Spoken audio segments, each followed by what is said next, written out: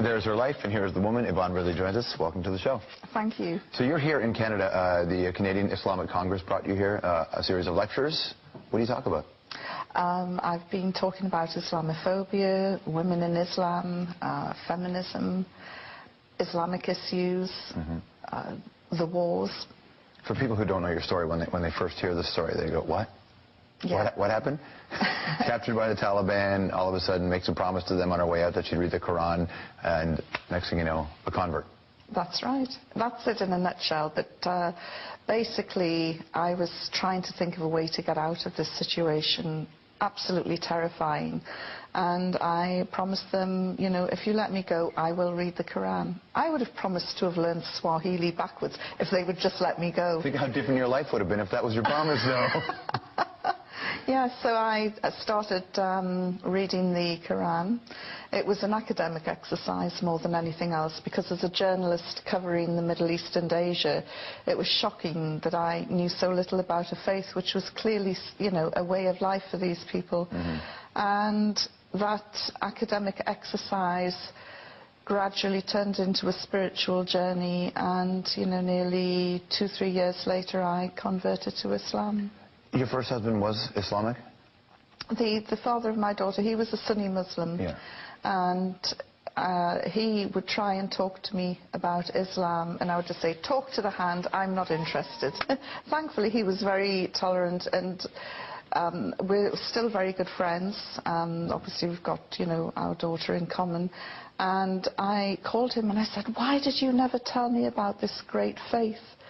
And he said, you would never listen. And he is now quite amused and bemused that I've embraced Islam. Was it you read it and there was an awakening? Were you looking for this or something like this in your life before? Because you've heard of people who look at your situation and say, you just had Stockholm Syndrome, and this is just an after. George, I was so happy with my life. I worked hard, I drank hard, I played, I went clubbing. Sounds perfect. What's the need here? The last thing that I was looking for was a religion which would turn my life upside down. I was really happy as a party girl. So I wasn't looking for anything. And but things started to resonate, and I started to look into it more, especially with regards to the rights of women, and was completely floored by what I was reading. I know people have said, you know, oh, classic case of Stockholm Syndrome, but I've actually looked into that because I've been asked to present a program about Stockholm Syndrome, and you have to bond with your captors. Now, I was only there 10 days, and during those 10 days, I was the prisoner from hell. I spit on them, right? Yeah, spat at them, swore at them, threw things at them. In fact, every prejudice that the Taliban ever held about Western women was probably reinforced and made worse. You're like an episode of Absolutely Fabulous, sitting inside. Was that what it was? It was. It was a bit like Patsy, you know, Patsy meets Mullah Omar. It was a total clash of civilization. I heard you wrote, you kept a diary on the inside of a toothpaste box. Is that accurate? Yes. What did you write in there? Just little bullet points, because I really thought I was going to die, and I don't know I just wanted to leave something behind in case somebody would ever come across it. Yeah, I'm not a psychologist, I don't know, but I'm just, that's thinking you're going to die to that point, that's the kind of traumatic experience that could really kickstart a change in one's life. When you left that situation, did you sit there and say, I thought I was going to die, my life isn't good enough, I'm not doing what I should be doing, and that helped precipitate? No, I just thought I'm going to party more when I get out, you know, and well, enjoy life. Well, you failed at that, Yvonne. I must admit, yes, you did. Some of my friends are very sad that I'm no longer there drinking the champagne glasses. Well, look on the bright side, you picked an amazing time in the world to be a Muslim. Yes. Like, this is the moment when this conversation, it's been centuries since the conversation has been this heated between the East and the West. Absolutely, and you know, this is something that I often say, my timing could have been a bit better. Big conversation in England had to do with the dress of Muslim women. In France, all over Europe, it's even a debate here. I couldn't believe, you know, I thought that the niqab issue was done away with. You know, when will white middle-class men learn to stay out of women's wardrobes? How do you mean? Well, the debate here is over polling and voting, right? No, it isn't that, George. Think about this. The issue focuses on an area where there are 67,000 voters, where 5,000 of those voters are Muslims, where 12 of those Muslims wear the niqab or the face veil. Right. All of those women are prepared to go into a booth and lift their veil up to a female official to verify who they are. And, you know, what is the problem? Why is this becoming an issue? And I get my hackles raised as a feminist, and I have been a member of the feminist movement since the 70s.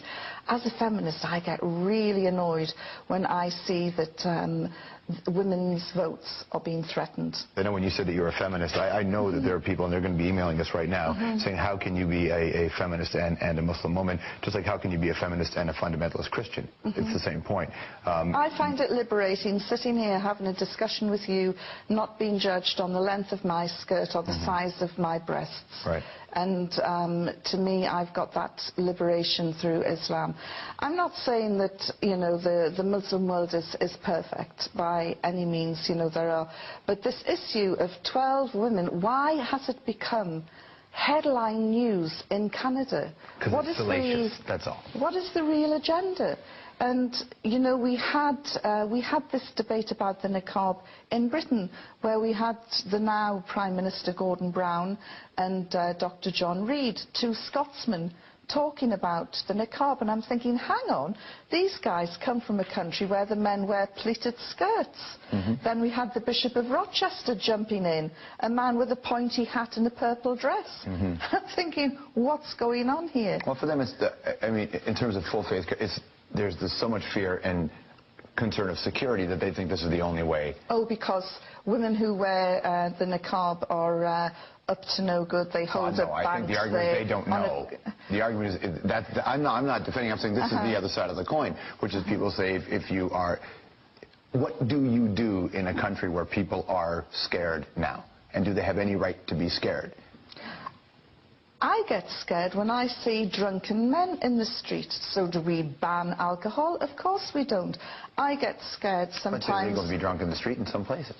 I get scared sometimes when I see some people with tattoos on their face. Not many, but there are some who have these tattoos on their face, or all the face piercings. But, you know, we shouldn't be judgmental. And, you know, if you're scared of a mask, you know, what about Batman? What about Spider-Man? Oh, come on now. You're missing the point. What about your fireman, your surgeon, your welder? Lots of people are afraid of the dentist. Lots of people are afraid of the dentist with that, and it's not the mask, it's the drill.